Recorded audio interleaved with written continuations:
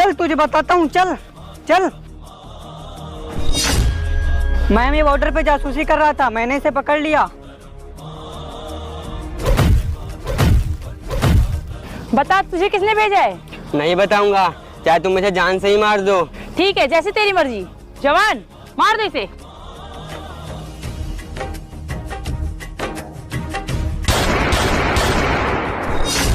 ये तो सिर्फ एक मोहरा था आपको मारने के लिए, डियर मैम। जवान ये क्या कर रहे हो तुम? पैसा मैम, पैसा पैसा कुछ भी करवा देता है मैम। जवान ये क्या कर रहे हो तुम? जवान देश के साथ गद्दारी करके तुमने अच्छा नहीं किया, अब तुम भी गोली खाओ। हम फौजी